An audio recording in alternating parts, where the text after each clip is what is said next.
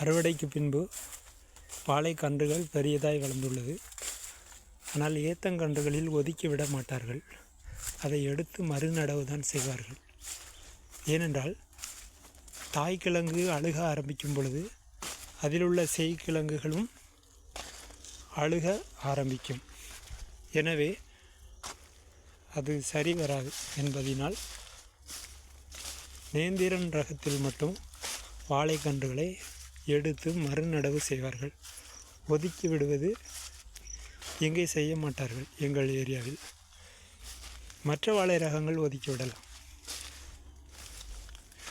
மேலும் வாழைக்கன்றுகள் பயிர் செய்வது வளர்ப்பது என்பது ஒரு சவாலான விஷயம். தோட்டத்தில் வாழை வளர்ப்பது நாம் வெறுமனே விட்டுவிடலாம். இங்கே 10 மாதத்திற்குள் அல்லது 11 மாதத்திற்குள் அல்லது 12 மாதத்திற்குள் வெட்டி வாழை வயல் முழுவதும் காலி செய்யப்பட வேண்டும். எனவே அதன் வளர்ப்பு முறைகள் கண்டிப்பாக சிரத்தை நிறைந்ததாக இருக்கும். வாழை கன்றுகள் வளர்க்கும் பருவத்தில் பார்த்து வளர்க்க வேண்டும்.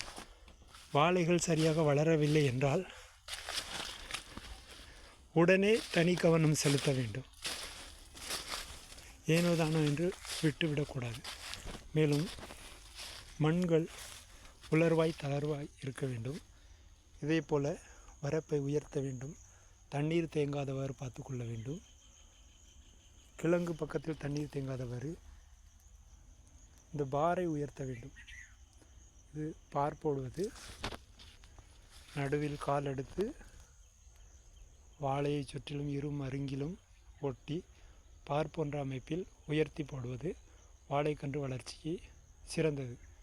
ஏனென்றால் நாம் கொடுக்கும் வாழை தண்ணீர் பதம் இந்த காலில் நிற்கும். இந்த பாரில் கொஞ்சம் கொஞ்சமாக வாழைக்கு கிடைக்கும்.